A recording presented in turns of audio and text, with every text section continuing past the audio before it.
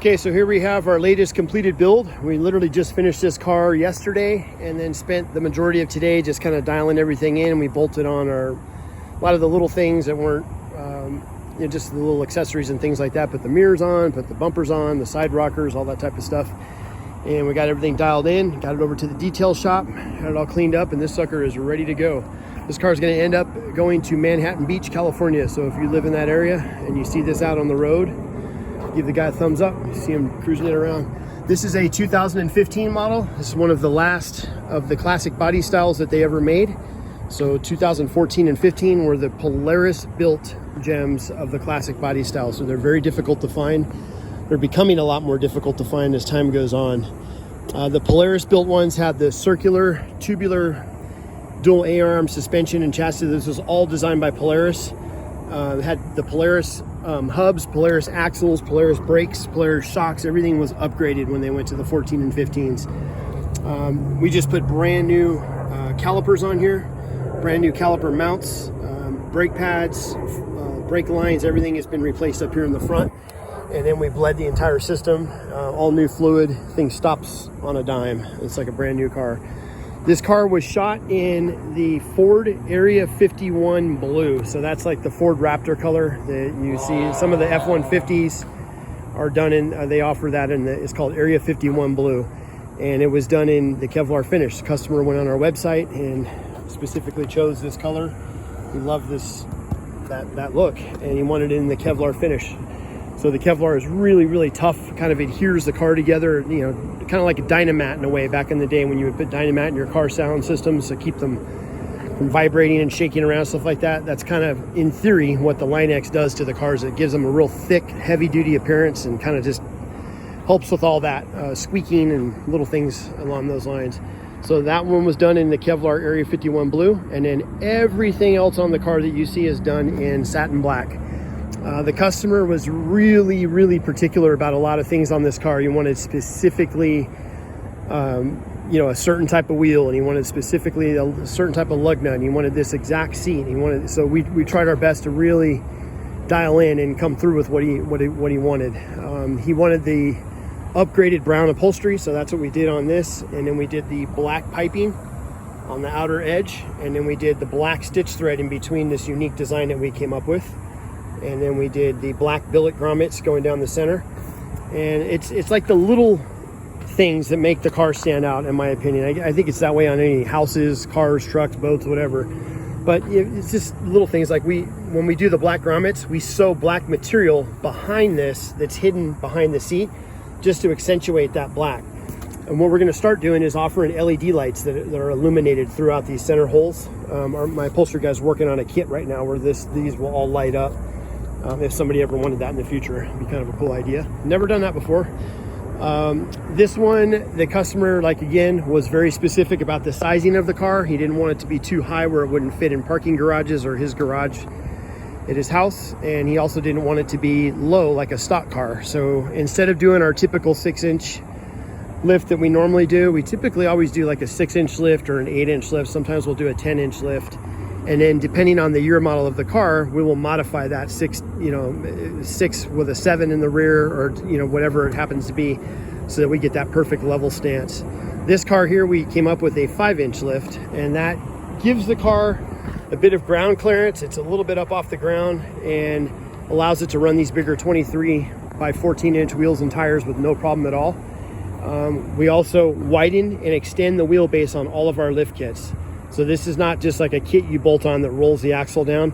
This is pulled back and out and down, which gives you the rear. So you notice how that fender is perfectly centered in that back. The wheel and tire is perfectly centered in that fender. Same thing with up here in the front. Now, if you were to just go straight down, this tire would be way back over here, and it would look like it was, like it had almost hit a curb or something and been smacked.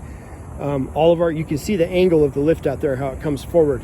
So we bring the front end out, forward, out, and down, and then the rear goes backwards, out, and down as well. And then that's all done welded and done with steel tube chassis material that my fabricator does exclusively for us. But it's not a kit, it's all done by hand, specific to what that customer wants, and also measured specifically to the wheel offset. And what that does is it gives you a perfect poke with the tires. So this one's sticking out about 2 inches. In my opinion, that's perfect. You don't want it to go any farther than that. The only drawback to having the tires sticking out like that is it tends to throw mud up in your face or water. You know, if you're driving on a wet street or something like that. This car has the factory OEM mud guards, which is very rare. A lot of the Gems do not have that, but this one does. So we took these off, repainted them, put them back on. We repainted all the factory side step rocker covers. And then we built our EV Designs low profile roof rack, EV Designs Nerf bar side steps, and then our EV Designs front pre-runner bumper up here. All that is done in satin black and matches all the other black accents, like the back of the mirrors, the upper dash. All the black accents jive and they fit perfectly. Also, I weigh 220 pounds and I could stand right up on this thing like nothing. I mean, you see how it rocks the whole entire car. We build these and mount them to the frame of the car underneath. So you can definitely see that it handles the weight no problem. All of our cars get the upgraded LED lights. This one has the black optics high-powered LEDs. You can kind of see how bright they are if you look forward here. There's still sun out and you can see how bright they are, but they're insanely bright. And then in the rear, we do these lower flush LED tail lights in the lower bumper down there, or I'm sorry, the lower fender. And then what we do is we always add these rear upper pillar LED lights in the top. And that's, you know, if a car is following you, like it has a big hood or a truck or an SUV, you know, like my Silverado or that Yukon over there, the hoods are way up on those. If somebody's riding behind you and you turn your signal on, if you did not have those up there, you would have no idea that the person was stopping or, you know, wanting to turn, with the exception of that little tiny third brake light up there. So by adding all those LEDs, I think it just makes it a lot safer, and it's something that we do on all of our Gems. A lot of people have kids and precious cargo they're hauling around. They don't want to have to risk getting rear-ended, especially in a car like this. So a couple of other little things on the specifics. This customer was very specific about wanting a Apple CarPlay with the touchscreen digital interface on the deck. So I've done it before where I've actually cut these out and put the, you know, the stereo. Sorry, my filming is terrible. I'm not a filmer. Oh, there goes the street lights. And put the, you know, the stereo in here. It just doesn't work well up there. I don't like it up there personally. So this was a single DIN with the lower touchscreen that we put in this particular car. That's all tied to a 400 watt Kenwood amp that's hidden under here. And then there is an additional 12 volt like 12 volt battery that's hidden up here that powers the amp, the stereo, the LED lights throughout the car, all the accessories. It's all done through an auxiliary battery. And then there's a separate charger that's tied into the front charge port that both systems charge simultaneously. This customer was also very specific about not wanting LED lights inside the cabin. He wanted the ability to be able to turn on the lower body lights and not have the inside light up. So what we did is we did the lower system, which you can see how they're just under the car only. That has a remote control. So once you activate that switch, you could turn it to red or blue or green or teal or whatever color you want, or you can have it do multicolored mode, whatever you can possibly imagine, you can do it there. And then this, the Kicker Marine speakers that we put in here, they have the built-in LED lights that are in the speakers. So when you turn those on, there is a separate remote control that allows you to do the same with those lights. So these have complete simultaneous functionality. So you can operate just the speakers only, or just the underbody only, or none, or both, or however you want to do it. It's all done separately that way. This also, you do not have to have the LED lights on for the speakers to work as well. Some people want to know, like, do those have to be on for the speakers to work? The answer is no. The speakers play just like a regular speaker. If you want the lights feature, you just turn it on. If you don't, you just turn it off. It's real simple. This car has the upgraded, 4-panel rear view mirror that we put on all of our cars.